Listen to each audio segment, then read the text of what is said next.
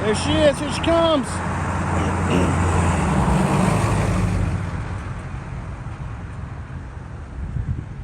Here she goes. She is. Oh my God, isn't that so cool? Holy shit.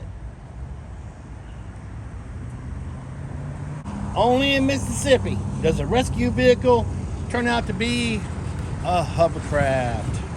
Dun dun dun dun.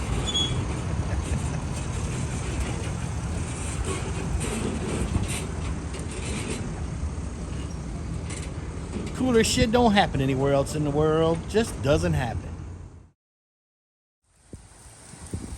Hey, Lawanda, your mission is to make a seat that gets us about 2 or 3 inches higher there and makes you comfortable.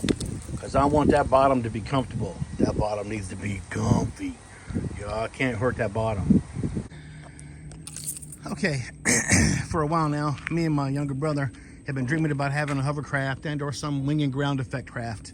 And I went last weekend to the East Coast to pick up a hover wing. And the hover wing was like 20 years old, not safe, and that type of thing. And I realized somewhere on the way back, after not buying it, that there probably was a smarter answer in the meantime. And I want to get Lawanda on this thing, and Lawanda part of all this as well. And she's a little on the scared side when it comes to water sports, so I thought I would start slow. So here is a 2-person personal hovercraft built for sportsmen and the whole thing. This is a Hoverjet GT 1998 version. 503 Rotax motor, air-cooled, fuel, actually 2-cycle fuel oil mixture. Is automatic, so it seemed like it was pretty smart to grab onto one of those. Oh, it's easy to carry. Because I remember I just did not put my stuff on my thing on yesterday. Oh, not smart, because it was raining like crazy. Anyway, so I just got it home yesterday after a lot of rainstorms. It's actually sprinkling right now, but I'm about to get in the water and I didn't care. Matter of fact, this is my second time in this very spot in half an hour because I forgot my life jacket. So I went home. I only live like a mile and a half from here, and got my life jacket and a little bit extra safety equipment and some cameras. And anyway, we're about to go exploring and having a good time for a few minutes, at least to get used to running it before I torture Lawanda on it. I thought I would get through some learning curve and have some fun. Anyway, this is what it looks like for now. This should be fun. Got to get in there, start her up, and then start riding her around. All right, cool. Mississippi. Land, water, Gulf. It's freshwater, saltwater, brackish water. It's all right here. And this should be a fun place to do this. And just in case I get crazy, there's a bar across the way.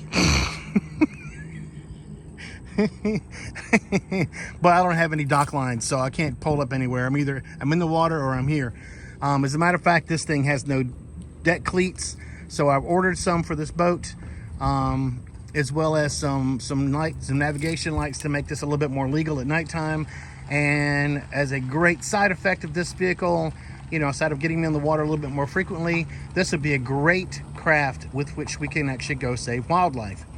As a matter of fact, just last week, when I was on my way to Florida to pick up the other craft that I did not buy, it turns out that in one of these small lakes and ponds over here where only kayaks and smaller boats could get to, there was a bird caught in some fishing string. Last I heard, they got it, but this would be one of those things that I could have been there in a hurry, gotten it back into the rehab center, and in a matter of minutes, as opposed to pushing a paddle and getting there in hours. My Facebook post today, as soon as I got home, or actually a few hours later. Things I've learned today. 1, local municipalities should pay hovercraft drivers to play in their parking lots because we clean that place up very well. 2, hovercraft drivers are masters of the universe once they figure it out. 3, people like to take videos of magic flying machines. 4, golfers are really confused with this flying golf cart without clubs. 5, hovercraft are subject to gravity, wind, and momentum, but not tides and currents. 6, no one told me to get ear protection. Hours later, my ears are still ringing, and as of me reading this to you, which is the next day, Lawanda, Montana already thinks I'm deaf, and now I believe her.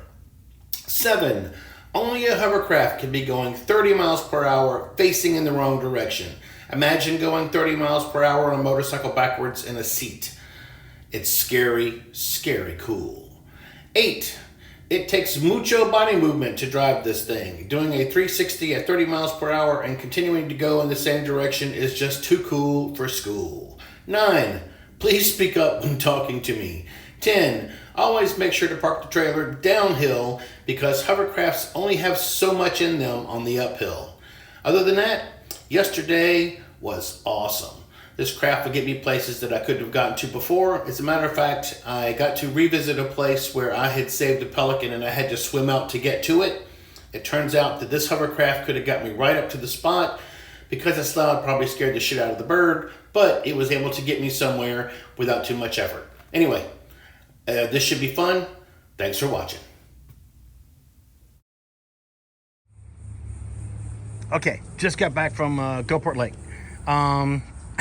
Things I've learned. Park on the downhill so you can actually go down the hill onto the slanting trailer. Other than that, it's a pain in the ass to get up there and I had to have guys help me. Oh, that was embarrassing.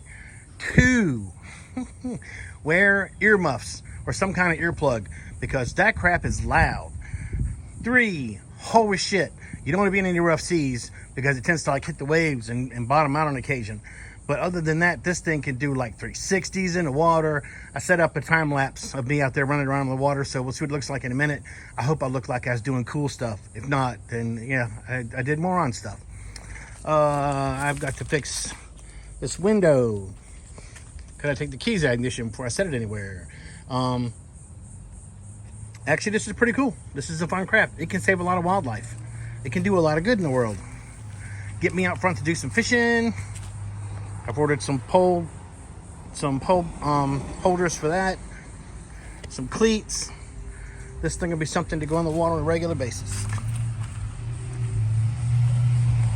She did good. Oh, also we did rip one skirt, but we can fix that with a zip tie. And another thing I've noticed is along this edge in there's a lot of air loss as far as the airbags go. So I've got to see if I can find some cure for that outside of 10 pounds of silicone. And that's what it looks like. This should be fun.